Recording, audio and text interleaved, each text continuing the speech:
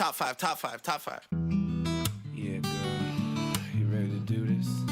You ready to count this thing down? We're doing the top 5, her. Yeah, set it off with 1,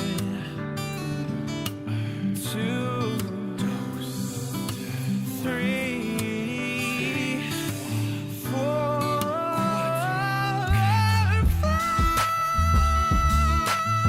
Role play some dogs. Hef, what's your best dog moment?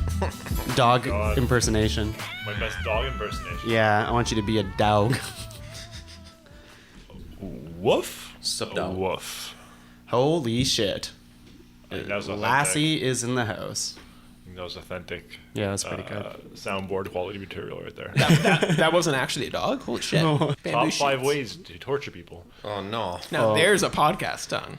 Yeah, I know you guys would be experts. You did have a dungeon of Wait abuse. till year 2 of We Trump did for have that a one. dungeon basement Become more and dungeon. more relevant. That was the scariest place I've ever been. Wait, where's this dungeon? And Westboro. the place that me and Hef used to live, Yes. the basement was the most terrifying place on the face of the planet. Yeah, you It's gotta have a about murder basement. Exactly 5'10" in the basement, maybe? 6 No, feet? not even. Like, Yeah. it was, I couldn't stand up straight in that basement. It was probably like, it was maybe like 5 feet even. Yeah. Maybe a bit over Yeah, 5. And I trying to don't do think that was- laundry in that basement was never Oh, fun. it's terrible. I hit my head every time I did laundry, and I'm a lot shorter than you. Commando crawl your way in there to... Yeah. And it's like, mold, like not, probably moldy. Yeah. Spider webs everywhere. Spiders. Oh my god! And Everywhere. it's all dirt and like wooden stones, and then one part of it is literally just logs. Like, Yeah. that was part of the foundation of our house was logs. How many experience points did you get just every time you go down there? -6. Oh, no. That's Yeah. a terrible dungeon. Yeah, it was the Not worst. fun. You would run down there and be like, throw your laundry in, shut the door, and run. Yeah, back and up. God forbid you dropped a piece of laundry when trying to get it into the always basket. lost. That Yeah. sock is gone. You gotta go back in. It would crawl. It would crawl away. Oh, shit. Oh, shit. Oh shit! It's a crawl in the sock. Shit, son. Oh. Oh, shit. Oh, right. A woof woof. Let's do it. You guys ready for this? Oh. Maybe. I thought you weren't supposed to ask us if we were ready. Just Just do go it, and it's into it. au natural. Like Yep. my musk. Wait, do we need a safe word? Do we need to get naked? Hello, everyone, and welcome back to the Podcavern. So excited to have you here. We have another exciting episode of Ranked Top 5 Lists of Stuff That Don't Matter. I'm your host, Tuong La, and I have a beautiful, beautiful guest beside me that I have to say I'm so happy that he's here with us today. The tallest man I've ever seen in my life. He likes to go by Big Hef. Ryan Heffernan, hello. Hello. Do you like to go as Big Hef? Just half. The big is... Do you know... We don't like pointing out how big I am. Do you know It's not- that anytime there's a tall building, I always imagine how many hefts tall it is? I did not know that, no. I tell everyone, I'm like, oh, that building must be like 5 hefts tall. I think like this building right now is like 5. It's probably 5 half tall. Yeah. Yeah. Hef, who is the guest right across from you? The guest right across from me is the ever dashing Steve Healing. Ever dashing. I'm as dashing as they come. Steve, welcome back to the podcast. Thank you for having me. Always I'm, nice to have you back. I'm coming after that co-host position. Oh, are you? Yeah, You're gonna with my 2 podcasts under the belt. Oh, Is this a third hat thrown in the ring now? are you trying to get to co-host? No, too? I mean, like, as a listener of this podcast in previous Yeah, editions, I'm coming after Angus and Leslie. There's a lot of people going after the co-host slots, but there's only one. I'm gonna need to get you guys in like a ring to just fight for my love. I don't want to fight for it. Wilson Fisk is going to... Oh, that's everybody. Josef Addleman, guys. I forgot to introduce him. I talked before. Josef Addleman, hello, welcome. I feel really sad that I'm not a unit of measurement now. You Oh, you are. You but are. We can't talk about that on For air. what? What would I measure? Measure how tasty a food is, because you're such a foodie. I'd be like, this is 3 Joes. 3 out of 5 Joes, this pasta here. I wasn't aware that was the impact I made on my previous Is it a visit here, measurement of talking flavor or sloppiness? about- Yeah, I could deal with a unit of sloppiness. It's up to interpretation every single time. The sloppiest guy I've ever met. But I'm metric, so it would usually be like 545 millijoules of sloppy. Okay, I like okay. it. I like it. We have an exciting episode here today. We have top 5 gateway board games for beginners. So what we mean by that is we have a room full of self-proclaimed board game experts, but we're not looking for your Monopoly or your Risk or your Scrabble. Well, there go my suggestions. We're looking for board games for people who want to introduction of strategic board games. Does that make sense? And So just to clarify, Yeah. the recording studio we're in right now, which is also a living room of sorts, if you were in it and you looked to the left or possibly the right, depending on where you're sitting, you would see a modest collection of fairly nerdy board games.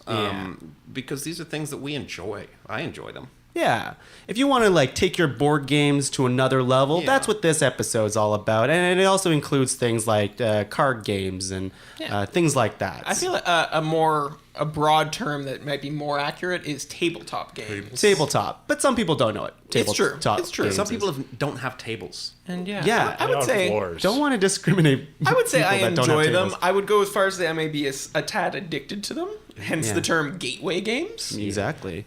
Once you do your first board game, then you're gonna. Slippery slope, my Yeah. friend. Then they jack up the price. Steve had to go to an addictions for that. clinic. I had to go to a rehab center. Yeah. Unfortunately, we just played games all day and it didn't really help. How we'll do this episode is just like every other episode. We're all going to nominate 3 board games that we think are great gateway games for beginners, and then we'll have a master list and we'll rank and order them. So I'll go first, and this episode kind of couldn't happen without this one big board game that you probably would guess would be on this list. Are we? Is this how we're starting it off? We're going to start off with Oh, this episode might as well be presented by this board game. hang on. Okay, I'm ready. Okay, you ready? Settlers of Catan. Catan. Quick poll: Catan or Catan? Catan. Yeah, Catan. I'm with you. Hard ass. Unanimous Catan. Settlers of Catan? It's not no settlers anymore. It's just Catan. Oh, is it That's really? true. Yeah. That's Oh, true. that's On garbage. new renditions. of Oh the my game, yeah. goodness. And then whatever. Yeah, this game, honestly, this is the game that got me into playing Yeah, board games. this was my gateway game. Yeah, absolutely. It's all about building the cities and Settlements. settlements, Roads. It's yeah, got Sheep, a tile-based board, so it's every game is different. It's Yeah. modular. yeah. Every game. Modular. That's what I really Nice, liked good about it. Is word. every game was different, and the placement of all the tiles and all the Yeah. pieces were different too. So You produce resources, trade resources, and then spend those resources to build stuff on the board to then produce more resources more Yeah. efficiently. And it's so easy to grasp what's happening. They give you a nice little Yeah. cheat sheet, and I feel like anybody can really get into this game. Yeah, and there's the whole trading aspect. I Yeah. think that was Yeah. like kind of a new thing. Yeah, It was I think exciting. that's what the true gateway aspect of it. Like, Yeah. yo, Hef, can I get a sheep? I need 2 wood for that sheep. Done. The proper terms are lumber and wool. I think when Joe said, "Can I get a sheep?" he wanted to hear your impersonation of a sheep. Amazing. We'll talk more about this in a little bit. Joe, what do you have as your first nomination? Okay, we're just switching it over to the next one. Well. Okay, I'll go sort of chronologically here in my own life, maybe. From Settlers, that was also my gateway. Another one that I often see and hear used as a kind of gateway is a little game called Carcassonne. I knew this. How game familiar Yeah. are you guys with Yeah. Oh, I hear some lack I'm very of familiar. enthusiasm. I've got some With opinions Carcassonne. on that game. Yeah. Joe, what can you explain? So I'll tell you Carcassonne? about it. Carcassonne it's really simple because all you do in it is flip over tiles and place them. And kind of like Settlers, there's no board, there's just tiles, and you build up the board as you go. And you got little wooden tokens that you either put on the board or don't put on the board. So it's really, each turn is real quick. There are a couple of rules that people can kind of figure out fairly quickly who've never played board games before. Scoring is kind of like slightly more complicated, but you don't need to get into it that hard. And if you're playing with a bunch of people, like there's some elements of strategy, even though it's like totally random what you're drawing and playing each turn. There are. There's No, there isn't. diplomacy. It's What's random. It's very It's random. There's a lot of Then strategy. how come I there. always win? Because everyone else gives up because it's a bad game. We'll talk more about that in a bit too. But I agree. When I first played Carcassonne, I thought it was quite a easy thing to understand the first time Yeah, you and play you it. build a little, Yeah. landscape. I did write it down Yeah. as a gateway game on my list. And what is your next gateway game, Steve? So this one, I'm just going to jump right into my number one choice. Sure. It might be a little controversial as to whether or not it's a gateway game, but I think it is very accessible to newbies. And due to the sheer number of expansions and variability, Oh, no. it scales very well. Oh, no. And it's to this day still my favorite game, Dominion. Yeah, I would say so. Yeah. Tell us about Dominion. So this is a purely card game, and it's the first deck building game. It revolutionized an entire new type of game. Is it really the first? It's the first deck game. Well, I guess so. I Is guess that, so. yeah, I mean, there's other games that involve deck building, like There were Magic the all- Gathering, exactly. but the game isn't deck building in that, right? That's the meta game. Yeah, so and to you wouldn't speak. call Magic a board game. No, Yeah. yeah, it's a collectible card game. Yeah. Right? So it's a the different game beast. isn't building a deck in Magic. Exactly, right? Like you do that outside of the the actual game. playing the game. Right. Whereas in Dominion, the game itself is to build the deck. In a nutshell, there's victory point cards that you use to win the game at the end, but otherwise they're useless to you. There's treasure cards that give you money to buy other cards. And then there's the action cards, and there's stuff that like you draw more cards, you play more cards. They do all the interesting things. Sounds like a lot of cards. It's a lot It's of a cards. lot of cards. But what I do like about Dominion is, it is, especially the base game, very accessible. Yep. But for like the people who really want to get into it, when you start drafting cards from other expansions, it's really like a limitless, unlimited Funny you amount should of- bring that up, Tuong. Yeah. I've got some numbers for you. Oh no, what is All it? right, so the base game, like I said, very accessible to newbies. Pretty simple cards. The idea is you have 10 cards available to choose from each game, and there's 10 copies of each card. Now, from all of the expansions, and including all of the expansions and new additions and promotional cards and things, there's 274 different cards to choose those 10 cards from. I did some math on this. I won't get into the specifics of it. How long did Can we this just math take? Can we just cut to more than the number of atoms in the universe? Is the number of Oh, combinations? way more than that. It's always what it comes up to. 6.86 sextillion possible different games of Dominion. Now, would you guys say that this game takes half an hour, 45 minutes, an hour? Like, what would you say is the average length of a game? Once, Like 35 minutes. I'd say like 30, 40 minutes. yeah, once you know how to play it, it does Okay, depend. we'll a go little with bit on the 45 cards. minutes, because sometimes it can take a little longer. Sure, if you're at a nice So, leisurely assuming pace. a 45-minute average game, if you were to play constantly, to get through all of those possible games, it would be 41.9 million times longer than the universes existed. Someone's did their research on this. Yeah. So while being at once a very accessible game for newbies, it also has effectively infinite replayability without ever repeating itself. Sounds like a lot of math, though. Oh, really? I mean, I just Googled it. Hef, what do you have as your first nomination? My first nomination is going to be the game Blueprints. Okay, can you tell us a little bit about that? I will. It's a dice game, and basically what you're doing in the game is you're using the dice to build buildings out of the dice. So you're placing dice on top of each other. That sounds structurally unsound. The dice are actually pretty stable if you put them flat on a table. I mean, if you use the right numbers. And if you use the right numbers. You always got to put lower numbers on the bottom and then bigger Which numbers is on a top. little counterintuitive in my opinion, but I still love the game. Yes. It's a very simple game, and it while dice usually indicate a lot of randomness, I feel like this game does take the randomness out of the game a bit by allowing you to just choose from a selection of dice in a pool. As a rule of thumb, I avoid games that rely on the roll of a die. But that being said, some of my favorite games do incorporate dice, but it's not... The game isn't determined by the roll. You roll the dice, and then you actively make choices and decisions Based on the number. using those to your advantage or manipulating them as you can. Yeah, and like there's like goals laid out right in front of you. You're like, you Exactly. want to be Yeah. able to get build a tower of dice or get the 5 of the same number or whatever it is. Yeah. Yeah, there's a lot of creativity in the game. Yeah, there's- You can decide a lot of decisions that you make based on options you have available. Different routes to score points. So Yeah. it's you can take different paths to victories, which I think is one of the cornerstones of a good game. Is But- having Exactly. different possible ways. Cornerstone. That's like something that you would build a building out of. Ooh, very good. Like a dice. But at its core, it is very simple. It's roll a dice and then put those dice on a mat and then count points. So Yeah. So, Tom, what's your second game to nominate? Thank you for introducing round 2. We are on round 2 here, hustling guys. along. I think yeah. Hef's coming after that co-host spot. It's true. Round 2 for me. I wanted to nominate. There's quite a few games that I have here, but I would say one of my favorite experiences that I've ever had is a game that I own called Sentinels of the Multiverse. Multiverse. Yeah. That's actually one of my possible options. Yeah, it's extremely accessible. It's basically you are superheroes Everyone who plays the game is a superhero, and you're facing off together against a super villain.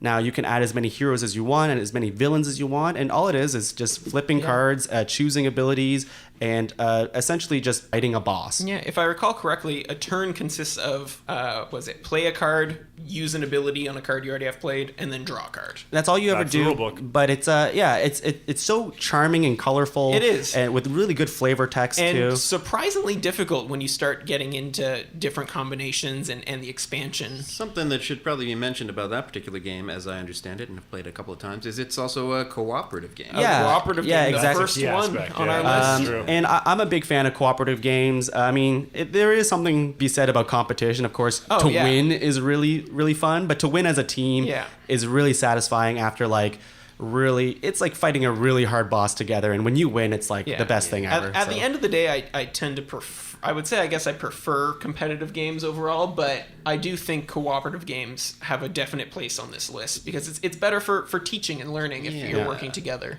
Yeah, there's something nice about like bringing somebody into a game for the first time they're not quite used to, and And, you can kind of coach them through it. And or sometimes whatever. they're really fun. Yeah. I've had a lot of fun playing Sentinels.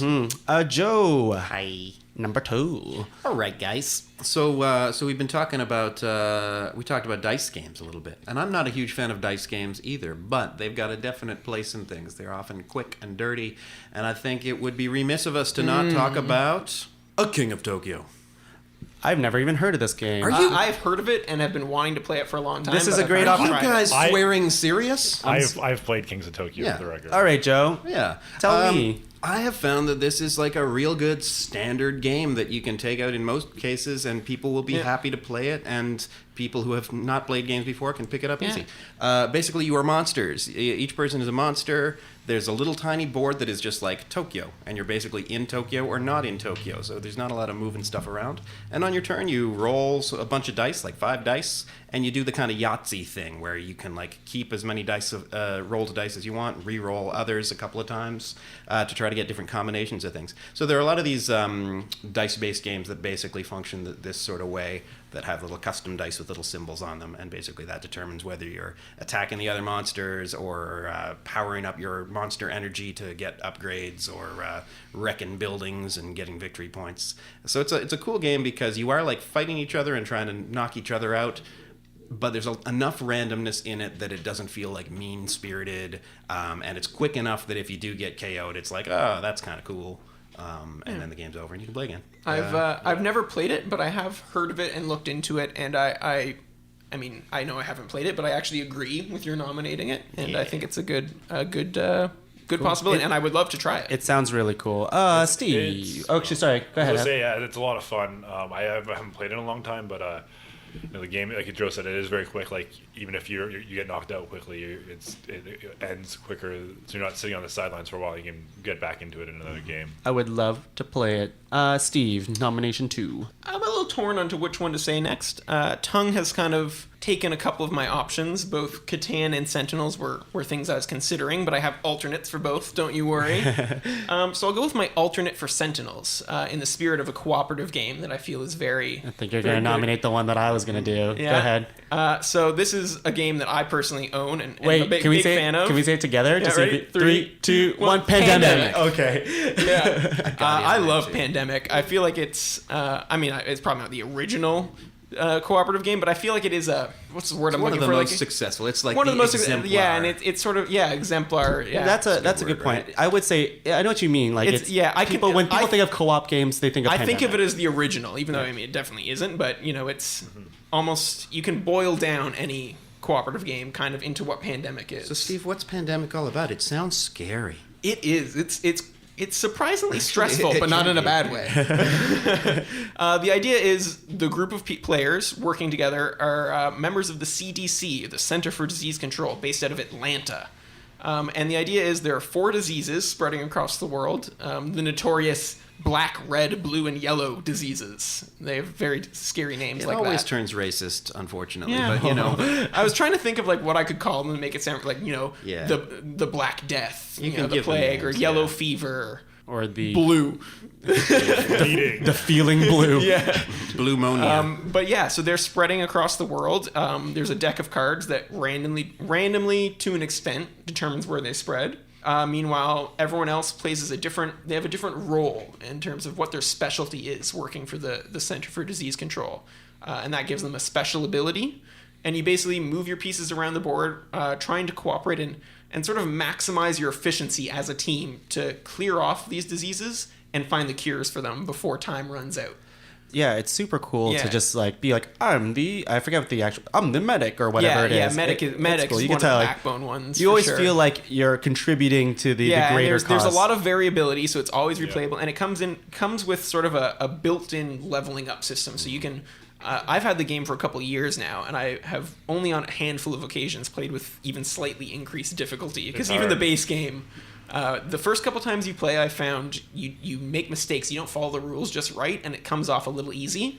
And then when you start to realize and you start following the rules to a T, you realize this game is extremely hard, but in a good way. Like I feel you don't want a cooperative game to be easy. Definitely not. You want to win like maybe a third of the time. For sure. Yeah. It should be grueling. Otherwise, you should just be playing a game against each other. We do a little sidebar just to see like how crazy. For those who don't know Pandemic, there are actually a ton of weird spin-offs of it now at this point, which I are probably do have one expansion. Yeah. It makes it so much harder. Yeah. I mean, I think a lot of the spin-offs are probably pretty unnecessary, but there is a thing called Pandemic Legacy, which is just a whole groundbreaking thing in board games. Season 1. Yes, they have that's yet to right. release Season 2. So if you have no idea what that is, basically it's an expensive and kind of disposable board game, but it's well worth It's it. Because non-replayable. basically, you're playing the game of Pandemic, and each game of it has sort of like slightly different rules, and there's sort of story elements that come into play where you open up different little compartments and boxes. It's and- almost like a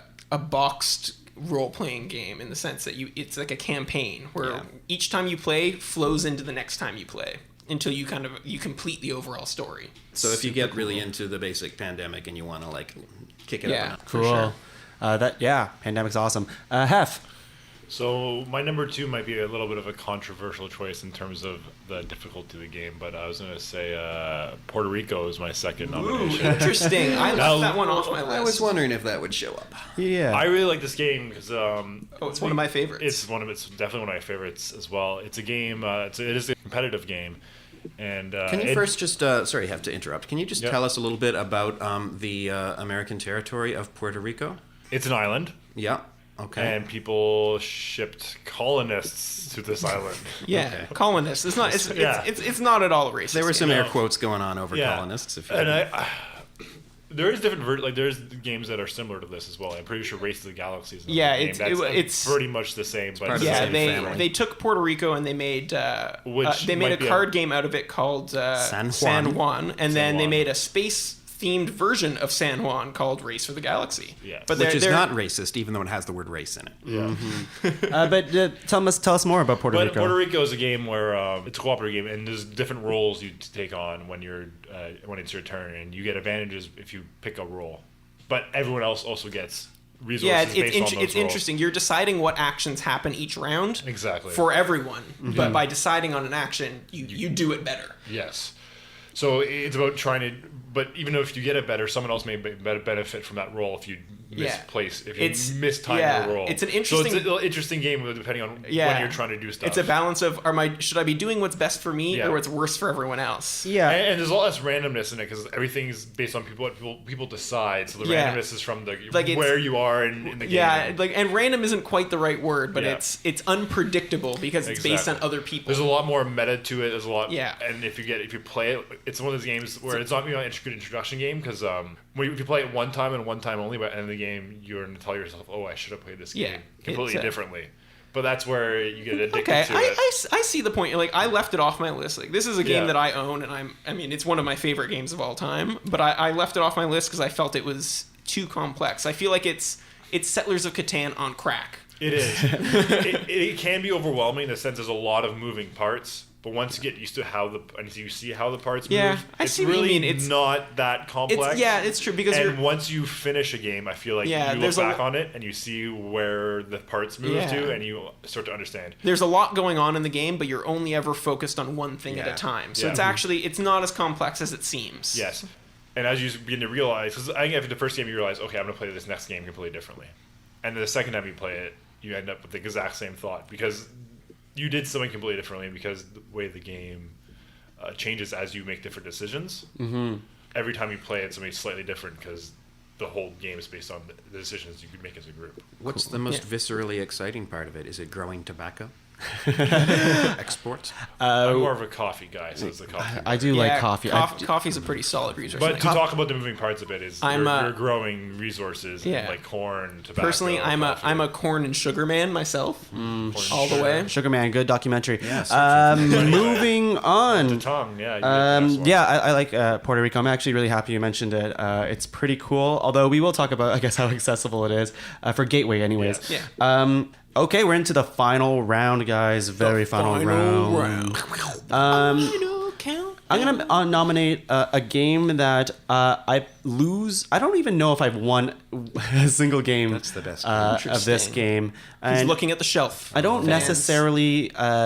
It's one of those things where I don't necessarily think it's my favorite game, but again, in terms of like how I got into board games, I'd be remiss not to say it. The And anticipation is killing me right too. now. I am saying Eldritch. No, Ticket to Ride. Oh, that was my next one. Yeah, I Ticket didn't to know you were Ride. going that way. Yeah. Yeah, I've never lost that game. Laura can attest that I've never won a game. I've only played it a handful of times, but I've never lost. But I love that game. It's super simple. You're just grabbing colored cards, and when you collect a certain amount of colored cards, they're like your track. Yeah, what's this game about? Ticket to Ride? Sounds like a Beatles game. You need a bunch of tickets of colors, colored tickets to place your trains down, and you're trying to. You have an objective at the very beginning of the game that's randomized. You're trying to meet those objectives to get points, but also you get more points by building longer train lines, basically. Yeah, I'm trying to think what the term is. Routes.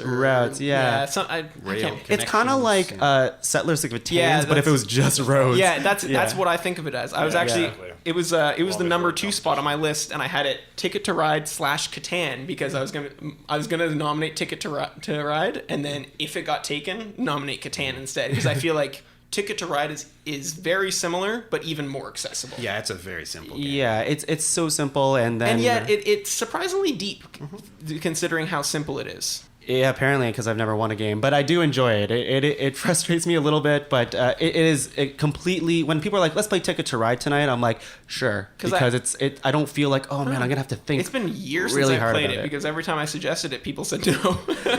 Well, yeah, it's a very gateway game. I have to say, it's one that I had heard about for a long time, and I took a long time to get around to playing it. Yeah, me too. And I think part of it is sort of like train theme. I was kind of like, oh, this is a game about trains. Hey, Well, trains plastic are the coolest. No, I was like, trains are for nerds. I want to play a game about spaceships Best or way like to travel. dragons who live in magical jungles or something and hatch eggs.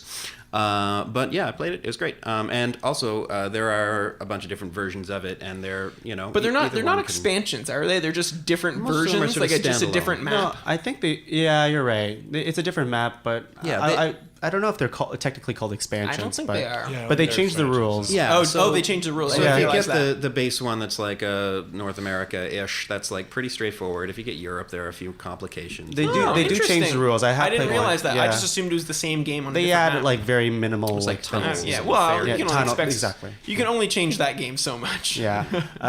Joe. Hi. Okay, so this is the final round, huh? Mm-hmm. Oh, this is so hard. I got like 14 other ones that I want to talk Yeah, about. me too. I think I had 15 in total. But I think I'm going to try to make it a running thing whenever I come on this show to talk about sushi, because nobody else will. So here's the thing. I'm going to try to sneak in 1.5 games here. There's a game called Sushi Go that is, I think, relatively new.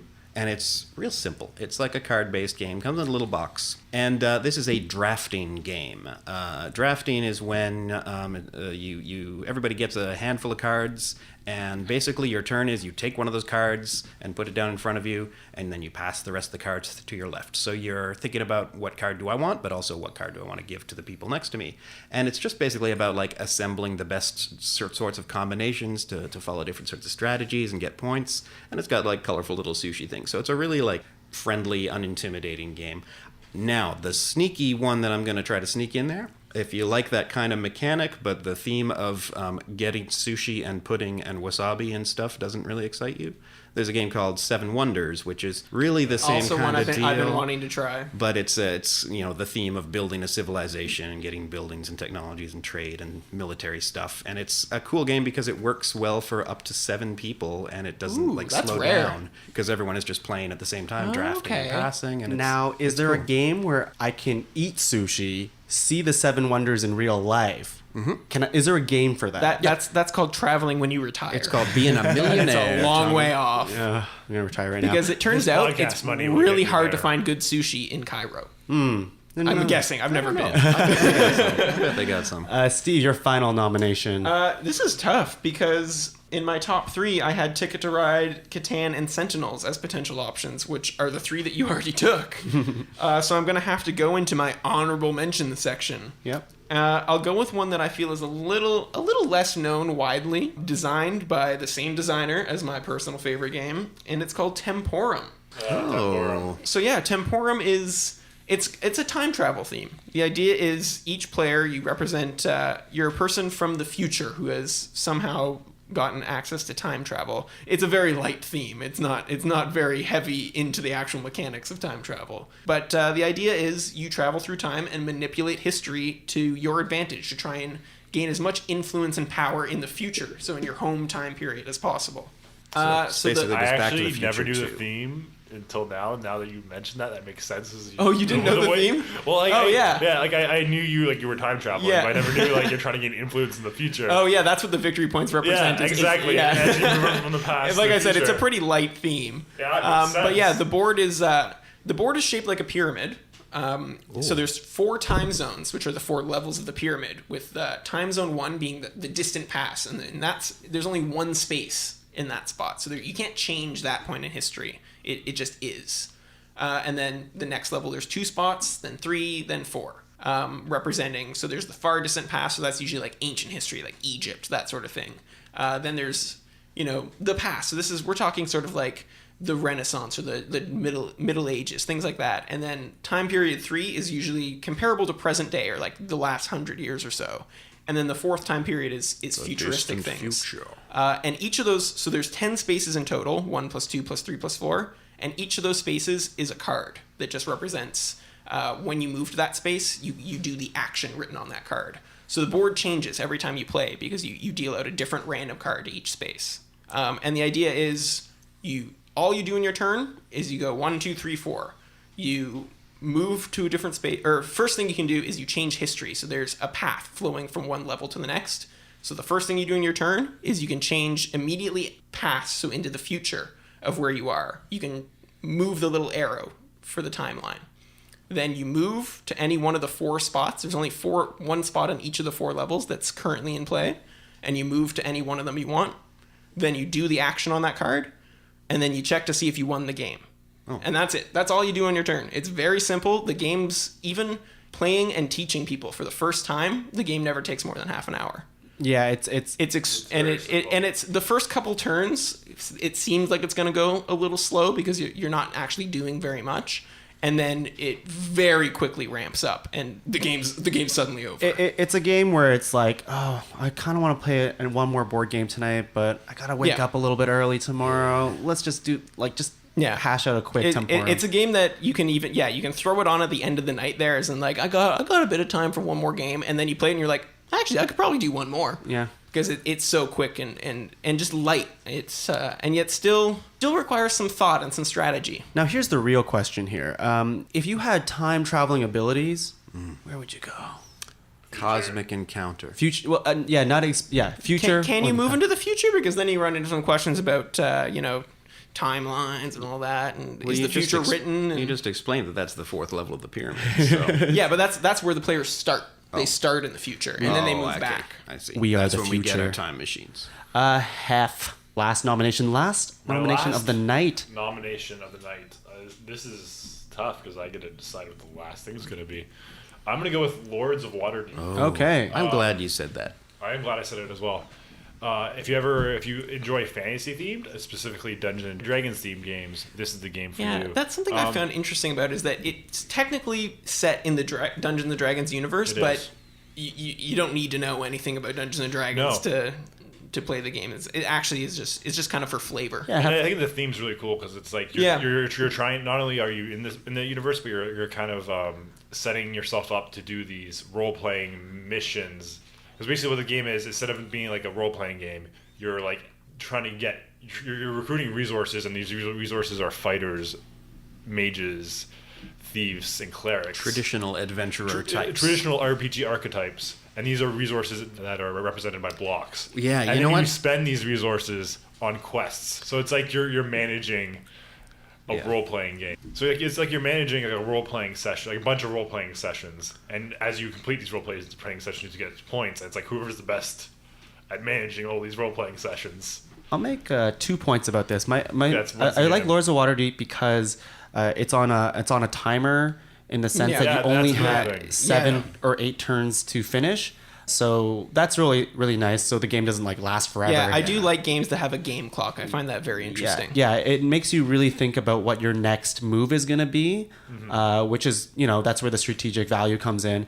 But Joe, you actually taught this game recently to people. Yeah, when I was yeah. really sleepy, I think. So I didn't do a great job of it. Tuong had to keep coming into the room and help. Now, what do you feel in terms of like, was it Teachability? easy? Was it easy to teach them, or was it a little bit of a thing? So yeah, I would say this isn't the like level 1 gateway game, but it isn't really complicated. It's what we would classify as a worker placement game, where there's a big board with a bunch of True, which locations. I don't think we have another one of those. No, because on they the tend list to be yet. a little bit more complicated, Yeah. strategic. They tend to have a lot of little bits and pieces. And I would say I've only played it twice now, I think. And Lords of Waterdeep, I think, is really for me, it's like the pinnacle of worker placement games in terms of just like being pure. Interesting. It's the most pure of them because it has like the right number of workers, the right number of places. It's very simple that you're It's very collecting precise in the things. way it's designed. The spaces you're going on are generally not very complicated. Like it's the math of it is really nice and kind of invisible. You don't have to Yeah, think too hard. and yet- and the flavor, it like and like yet you F was can saying. think quite hard about Yeah, it. you You can can. get pretty deep into There's it. there's a lot of strategy if you want to, but there's also just so much flavor. You can be like, oh, cool, I want to get a bunch of wizards and kill this mind flayer king. That's what I'm Exactly. doing. All right. Yeah. I got about a dozen games that I want to play right now, guys. Also, I just Also- wanted to tag on. So this is sort of like summing up things from Lords of Waterdeep.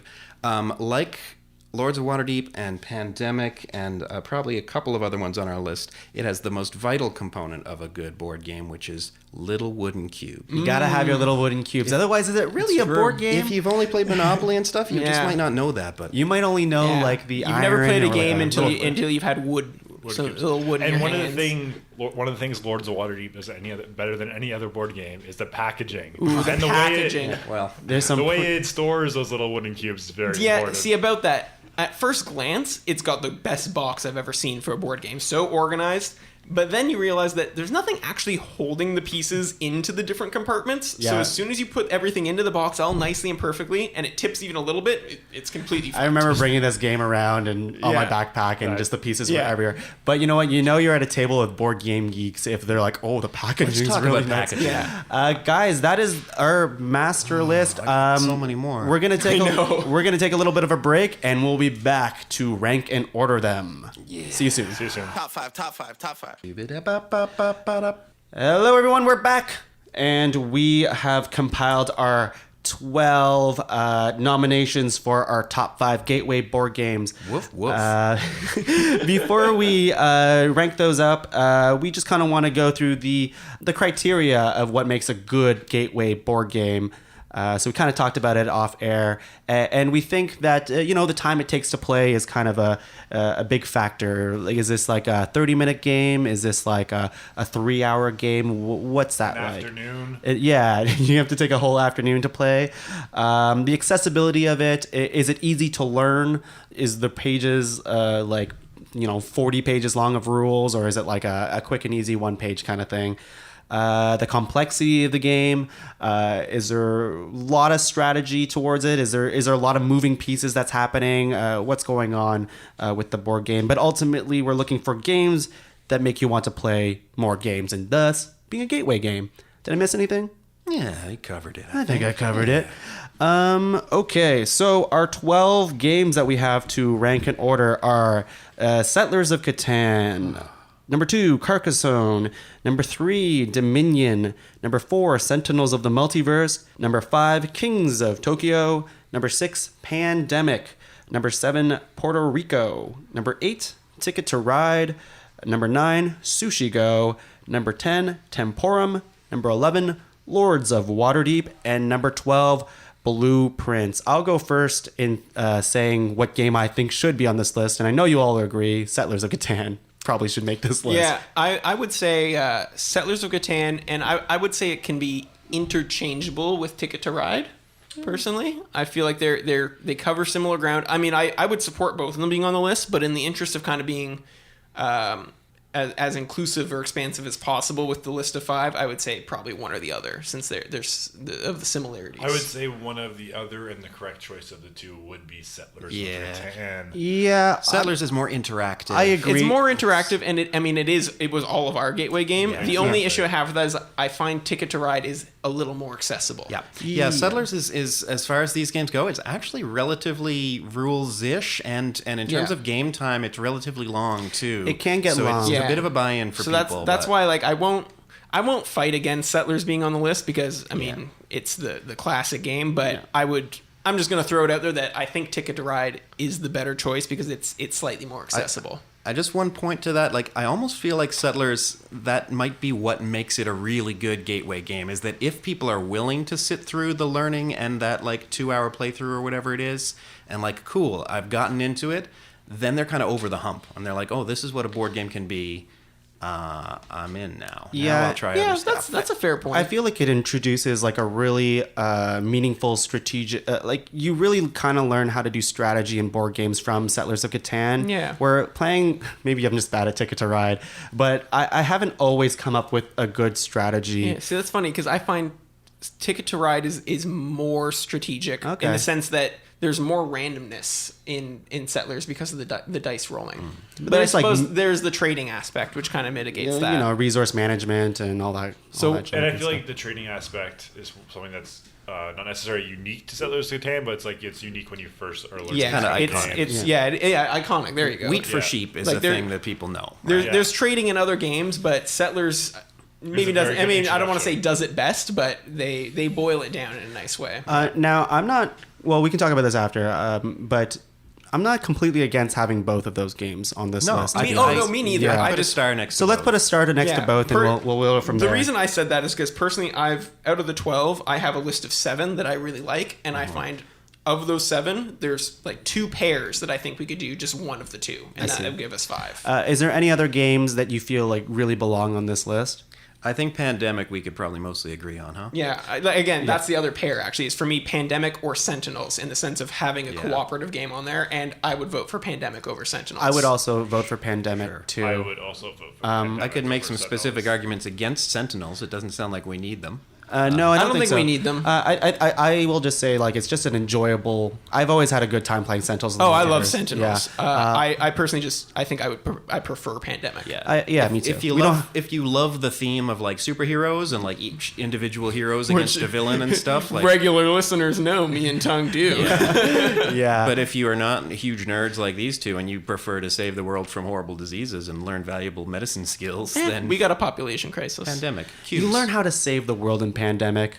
Well, I guess you do in Sentinels Yeah, too. it's Damn kind it. of the theme of both of them. But you learn how to save the multiverse and anyways. Actually, well, Sentinels is more saving a city or Yeah. like Or a a one sewage plant. isolated location. You're right. Any other games that you feel have to make this list? My other 3 that would make up the 5 are Blueprints, Temporum, and Dominion. But I imagine those will all have arguments. No, I can throw my hat in for Dominion. I think.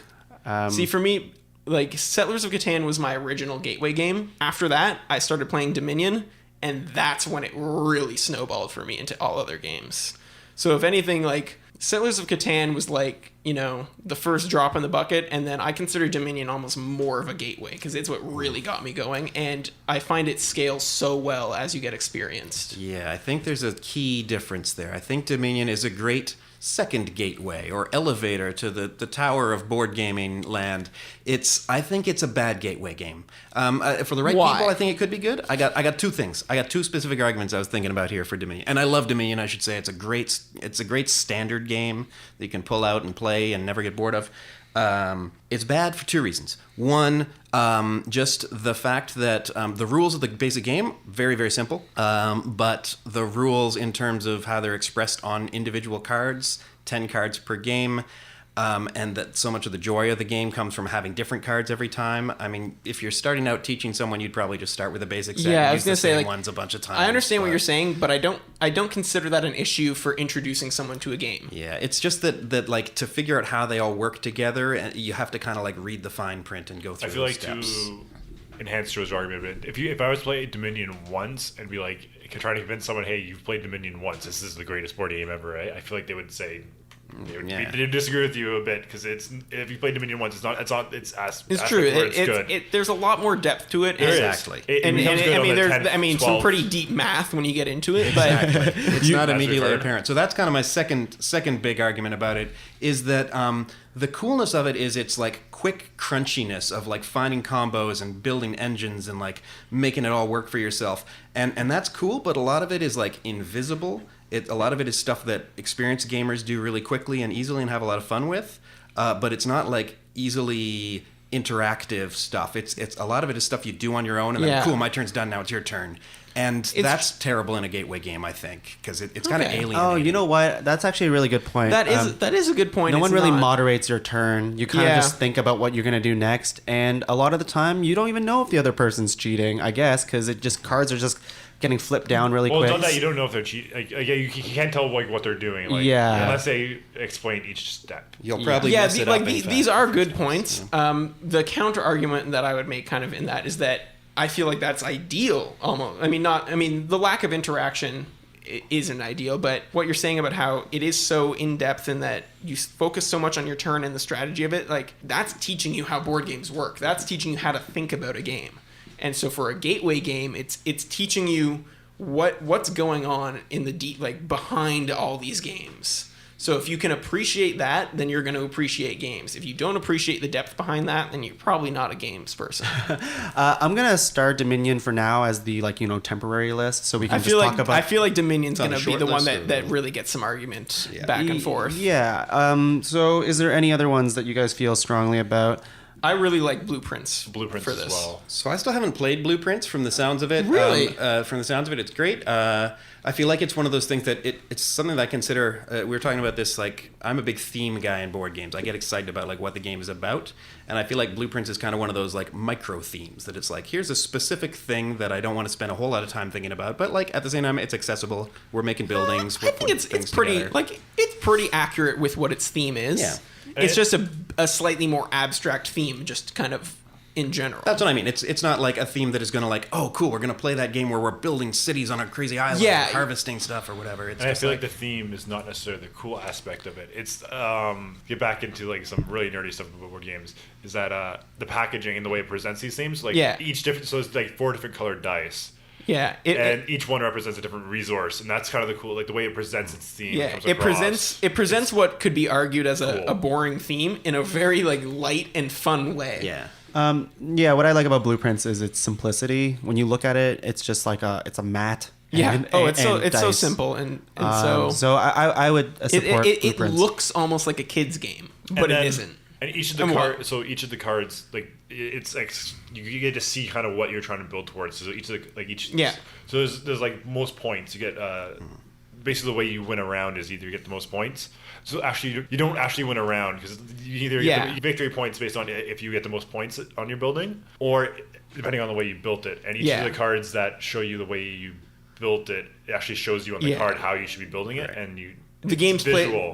played over 3 rounds. So you basically play the game 3 times, and then you get points based on how well you did relative to the other players in each of those 3 rounds, and then you win based on who has the most points. I think we have enough support for blueprints that we can move on, right? Yeah, I'm in favor. I actually kind of want to, for Joe, yours, it sounds like Sushi Go or Kings of Tokyo could probably make the list. Yeah, I've never played them, but I like both those options. Yeah, I mean, I definitely think they're both really strong contenders. I think I've played a lot more King of Tokyo, and there's only one King of Tokyo, by the way. That's the whole point. You can't have multiple Kings of Tokyo. It's also good because it plays like between 2 and 6, I think. Oh, wow. That's actually another... Yeah, what if you're a aspect female? we didn't... You're still a King of Tokyo. You're a female. You're still King of okay. That's an interesting aspect that I don't think we mentioned is number of players for a gateway game. I think I think flexibility in the number of players is ideal, especially like when you get deep into board games. A lot of the time, you find yourself in like we need 3 or 4, no more, no less, 3 or 4. Or like this game goes up to 5, but really it's best with 4. Yeah, You need well, I feel like all the games that we've kind of like starred are around 3 to 4 players. That's the overall average. Yeah, but and for all the ones that we nominated, it sounds like 3 to 4 players is pretty ideal for all of those games. It usually is. It usually is. But I think You know, I think a game that can be flexible with more is ideal because of the classic issue of, oh hey guys, let's have a board games night. And then suddenly you show up and there's like a dozen people there who want to play, Monopoly or Clue or something. And Cards you're like, Against Humanity. This isn't board games, guys. Yeah, those are party games. Steve had a really passionate argument before, which I'm going to stop him if he does again. I'm not bringing it up. Yeah. Although I do have quite a few issues against that sort of thing. But yeah, I think a game that is flexible for more people or even less people kind of to the other end of it is very ideal for a gateway the games game. that we're nominating, you probably want to have like a core group of board game friends that want to play. But we're talking about gateway games, right? So Yeah. you're trying to get that core group. Yeah, well, I mean, like even our Then whittle them down to the hardcore. yeah, exactly. Yeah, get the core and then get the hardcore. So I'm gonna list off the ones that we have, and I think this is probably our list. Is Settlers, Dominion, Kings of Tokyo, Pandemic, Ticket to Ride, and Blueprints. So that is 6. I mean, I do think Sushi Go could definitely go on there too. Yeah? And Okay. it's Yeah, also I think nice and Temporum flexible. could, but I'm not willing to fight for Temporum. It's I do think Temporum is very good as a gateway game. The only thing that I feel it falls short on is making you want to play more games. I don't think it's fun and it's good, but I don't think it gives you that it sucks kind of you in its own enough. thing. It's Doesn't just scratch it's that- almost too light. Yeah. How about Joe? How do you feel about Carcassonne? Nope.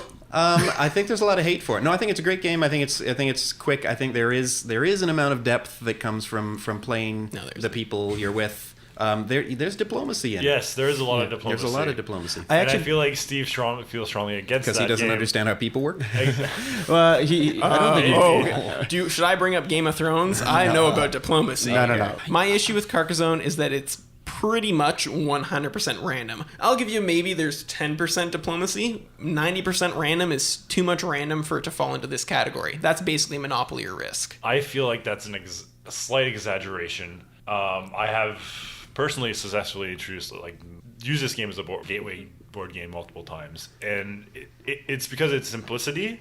And it is a completely different game than people are used to because you are building the board as you go. So it's kind of like That is Now- cool. it is that's an interesting mechanic. That's a cool idea on paper. Yeah, The issue I have, is when a you single say tile drawing. it's just random. You don't have control over your turn, really. You grab a random tile, and then, maybe you have a couple options, and there's some diplomacy of, oh, do I put this here? Oh, you don't want me to? But a lot of the time, you're like, there's basically nowhere I can fucking put this tile. And now I'm screwed. There's no way for me to score points because I can't grab any of the tiles. Well, I need. that's not true at all because everything you do build does get you points towards in the game. Because they may not get you full points. But you need so to, you are trying to basically give you the most options possible. In order to get a open. decent amount of you're trying to get I understand that. I like trying to play games keeping options open, but there's no point keeping options open if you can't reliably fill any of those options. I love it. I'm not going to fight for it as the top. I think it totally does deserve a spot in the top 5, but at the same time, there's a lot of good stuff. Yeah, there's a lot of good I stuff. can understand the reservations. I don't feel any particular way either or. I kind of want it on the list because I do think with you can introduce it to a lot of You people. can introduce Yeah. it to your family. I don't you can I don't introduce it to- disagree that you can introduce it to people, but will they continue playing more deep board games from it? And I think they would. So. I think they would. I don't think so because it's not introducing them to the deeper strategy. It's just more random based games. I think it might make them like get into the game and then crave something deeper. Yeah. Once they're like, okay, And- it'd be and nice if this I don't was think it less has that random. draw. Hef? I think it's a good halfway point between a pure random game like Monopoly, and then it does get you into the mode of Eurogame scoring, Yeah. of this See- victory point thing. Placing little wooden things on other But placing little cardboard wood, things. it gets you used to those kind of mechanics. And maybe you may not want you to play like 100 games of Carcassonne, which I'm not going to say I want to play 100 games of Carcassonne. But I do enjoy playing a game of Carcassonne every now and then, and it's fun to play with people. I never enjoy it. I consider You just get mad at me. I consider Settlers of Catan to be the midpoint between random and depth of strategy, and I see Carcassonne as being on the random side of Settlers, which means it's not worth my time. All right. Let's let me just back up for a second because I can see the point for Carcassonne pretty strongly, and I see your point, Steve. I know it's been your point forever. Yeah. But was a I mean, long at the end of the day, battle. I feel like a lot of people do like Carcassonne for the reason that it is you can introduce it for beginners. I actually did write it down on my long list as like a potential option because I can see how it's easy to introduce, but the way I have my thing organized is I have my top 3 nominations. I have some tiers of my, top tier, middle tier, bottom tier of my honorable mentions. And then I have Carcassonne right at the bottom.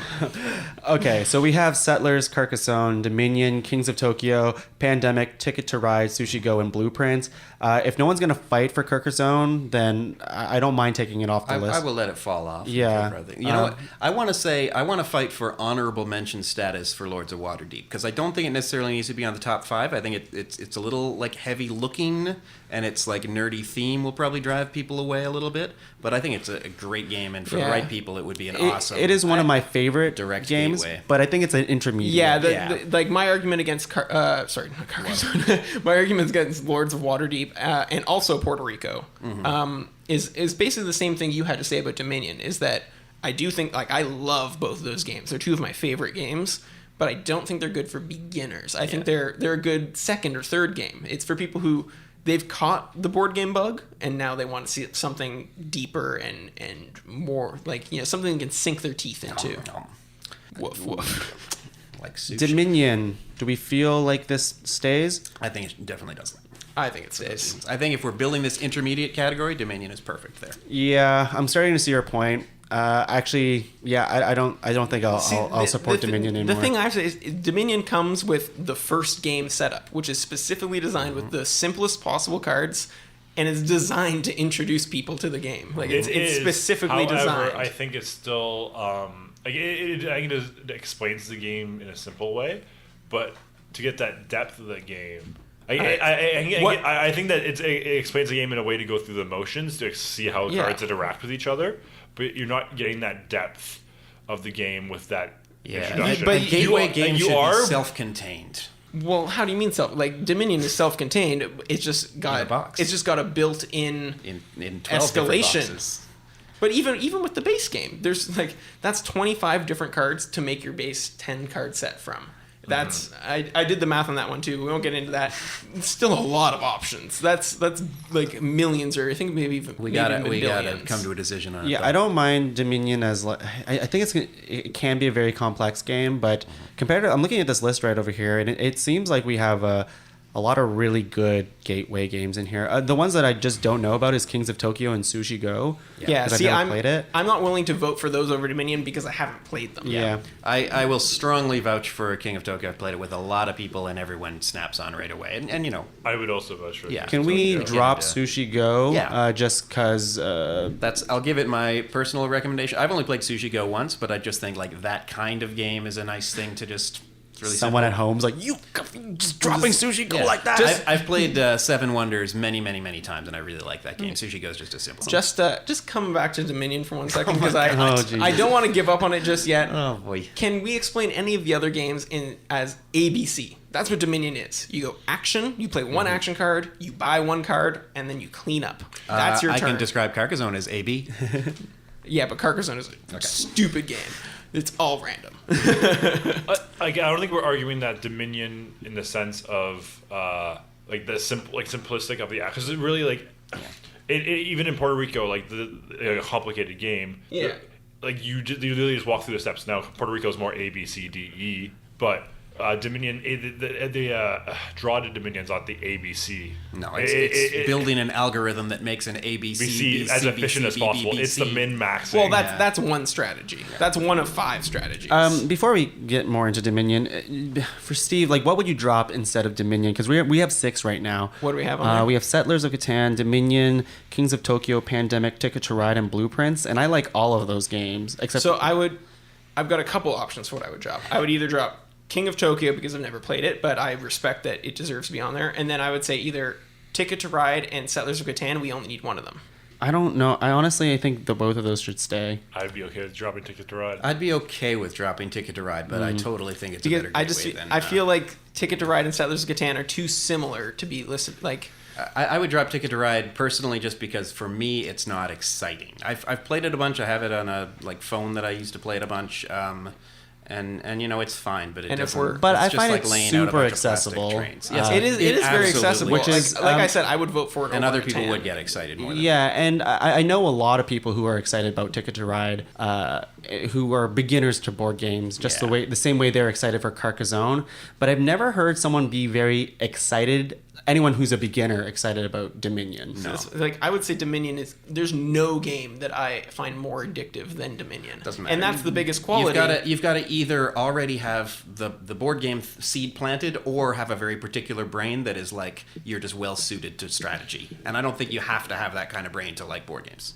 Yeah, It's true. I feel like because like as someone as a kid who played a lot of Magic the Gathering, for example, Dominion just immediately caught me right away in terms of that kind of bug, in terms of like building your deck and being like, okay, I'm gonna do, and even playing video games a lot, playing those kind of strategy games where you min max stuff. Dominion catches you right away in terms of like, yeah, I'm gonna do this. I'm gonna buy this card. I'm gonna buy this card, and that creates spaces for my engine, which allows me to buy this card. And then you start, and then I'm gonna start buying victory points by this time, and then I'm gonna have all this. Then I'm gonna have to start buying gold to counteract. I will say I haven't introduced kind of thing? Dominion to quite a few groups of people, and more than not, they usually like it. I don't know if they're crazy about it by the time they finish the game, but they like it. But there has been a couple times where it's just beyond them. It's just like you don't it's inaccessible. There's like a wall. Like the strategy, they don't understand it. Well, I don't know. It's just I use that as I talk them through all of my turns. I explain what I'm doing to them as part of the teaching, and I'll say the only 2 games that I actually play with my girlfriend, Dominion and Pandemic. and I play Ticket to Ride with my girlfriend all the time. So it's kind of like I don't know. I'm not a fan of Dominion on this list. I think Traitor. that's 3 against, huh? I don't think I'm going to win this argument, but I refuse to acknowledge the list of 5 that you guys have made. Well, your passionate argument is not unnoticed. It's all recorded, so. So, dear listeners, this list is wrong because Dominion should be number 1. We have a list of 5 here. We have Settlers of Catan. We have we don't have Sentinels. We have Kings of Tokyo. We have Pandemic. We have Ticket to Ride and Blueprints. Catan's number 1. Catan's number 1, right? Yeah, that's unquestionable. Yeah. I don't really care where everything else goes. I don't really I think care. Pandemic could for be me- on the top. Yeah, top for me, half. Pandemic is in the top. We all feel the top pretty good about that. Rung of it. I for would me. actually put Pandemic 2 or Oh, 3. Pandemic, too. yeah, Pandemic 2 or 3, Ticket to Ride, My, would be high for me too. Blueprint. My Actually, 8-year-old yeah. niece just started getting into Pandemic. Yeah, I think it's good. Yeah, Let's give it a 2. yeah, I'd accept that. I like the idea of Blueprints, Ticket to Ride. I have a little question here. Yeah. Is Blueprints the kind of thing you could stuff in a bag and like bring to a bar? Yes. Oh, and it's when people super are chilling? small. It's Yes. like- Then absolutely. Honestly, if Yeah. you have big pockets on your coat, you could fit Yeah. it in there. I'm gonna put It's Kings of like- Tokyo number 5 because none. You guys Yeah. have played it, right? Yeah. But Like by default, since we haven't played it, I don't think it. I can't argue for. do it you being guys feel higher. like it can go higher? I think it could absolutely be a 4 or, You or would higher. enjoy it a but, lot. You both would enjoy yeah. it a lot. I'm sure. I have no doubt that I would well, enjoy it. between I see that or Blueprints as being 4 or 5, and then we put Ticket to Ride at number 3, probably, right? I would be willing to put Blueprints over Ticket to Ride. Sure, I'm just okay with because. that too. But I mean, I honestly don't care. I love all of these. I just games. like that for having Blueprints, which I consider kind of a niche pick, but that's because I'm not so familiar. But I like having it Higher. Higher? I think it's a good recommendation. Let's give Blueprints number 3. Let's give it... Also, Blueprints is made by a local, semi-local guy. Zedman Games? No, not Zedman Oh, Games. like the designer. The actual designer Really? is within... He is, like, Quebec, on this side of Quebec. Oh. Local-ish. He's like a J-O postal code. Wrong side of the river. But yeah, not local to Ottawa, but local to I'm putting Ottawa, Montreal. The greater Ottawa area. I'm going to put King of Tokyo at number 4 and Ticket to Ride number 5. Only That's because fair. I did fight for Ticket to Ride, but like I'm Because not of Catan? I'm not crazy about Ticket to Ride, like I said. So, what if we, But and, like, because it's That's number just 5. because your girlfriend always beats you at it. Though. Because it's number 5, what if we just, swap it out for Dominion? Okay, and we have our list. Okay, guys, I'm going to read this list. At number 5, we have Ticket to Ride. At number 4, we have King of Tokyo. Number 3, Blueprints. Number 2, Pandemic. And number 1, Settlers Too weak of for sheep. Catan. Yeah, that's your top 5 gateway board games. And now we'll quickly run through our own personal lists. Again, you don't have to go into a big thing about it. Steve, no need to bring out the calculator. Steve, put the calculator away. Steve, he's doing math. You're making shit up. I don't have a calculator. He's doing math right now. He's doing math. I see mental arithmetic still going on.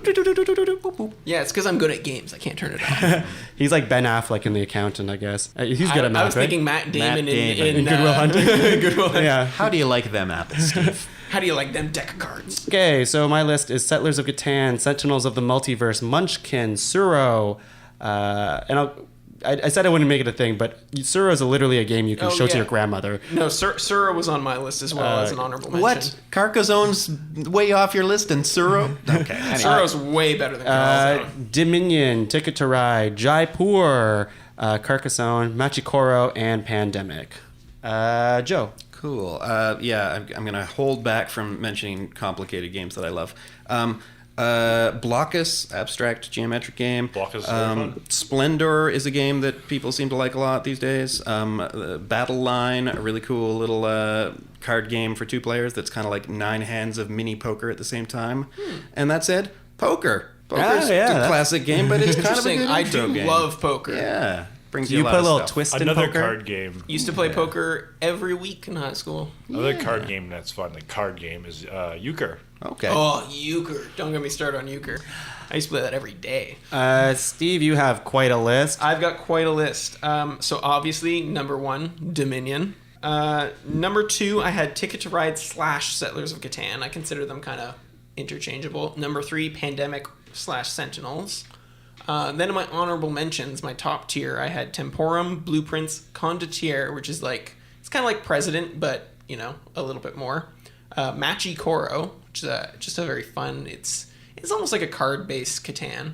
It's almost like a Dominion / Catan. Yeah. Then my tier 2 honorable mentions, I have Jaipur, which is just a 2-player kind of economy-based game. Suro, which you mentioned, which is better than Carcassonne because while it's random tile placing, you're selecting from 3 tiles in your hand, not just one random tile. Boss Monster, which is So good. Yeah, it's like playing an old 8-bit video game fighting through a dungeon, except you're the monster. Then tier 3, I had Munchkin, which hasn't come up tonight.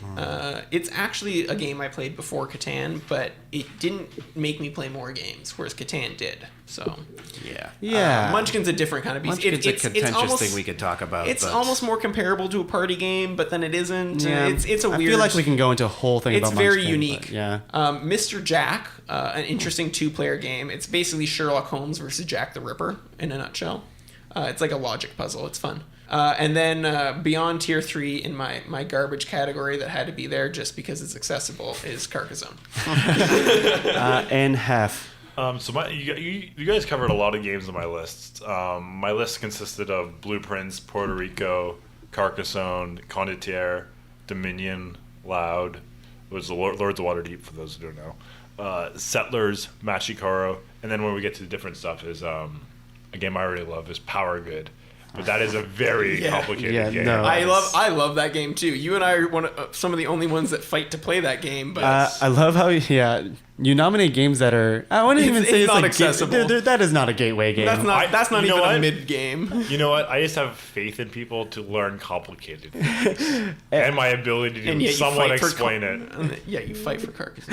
All right, guys, that is our top 5 gateway board games for beginners. Yeah, obviously we love board games, and Too much. yeah, maybe too much. I feel like we're gonna play some really aggressive board games. We're gonna right play after some we're this. board gonna games play right some after games. this. Gonna But settle yeah, this find Catan some style. friends who want to, try out some games with you, and it's board games. It's just an awesome thing to do with a group of friends. You have a couple beers, play some games, and just you relax. Hey, Tom, Yes. do you have an email for this podcast? Thank you, co-host Hef. That people can email suggestions of their top 5 board games. Funny, to I was us. going to say, if you live in the Ottawa area and you want to be introduced to board games, Let us email know. the podcast. Yeah, well, I was actually going to do that, but Co-host. thank you for taking over there, Co-host. Josef Addleman, everyone. Thank you Hi. for being here tonight. Do any of you plugs at all? I don't know. You can do a Twitter thing if you want. I'm at JOSEFADD. Did we do that? Did we ever do Twitter plugs? Yeah, do plug. Twitter, whatever. Open that box. That's all. Oh, cool. I'd like And to point out that he lives here, so it's not that hard for him to be here tonight. I had to put on pants. yeah, you had to go put get on beers. pants. Stephen Peeling, thanks again for being here. You have Anytime. Any plugs that you want to make at all? Hair Hair. Hair plugs. Okay, hair plugs. You can buy them at the dollar store, or you can go Why fancy. is everyone looking at me? And Ryan Heffernan, it's good to have you back. Thank you. Any plugs I'm- for yourself? No plugs. I'm just glad to be here, and I'm happy to talk into a microphone for you, Tom Law. I think he's got the co-host job. I'm Tung Law. You can that find me at enthusiasm. tonguelaw_ for Twitter, or look us up at Podcavern. Feel free to share it with your friends, subscribe, all that jazz. And you can email us at ranked@podcavern.com. That is ranked@podcavern.com. All right. Send your board game recommendations. I don't even know what you Blah, blah, blah, said. blah, blah, Okay, see you blah. around. Top five, Bye. Top 5, top 5, Edit top 5. this out.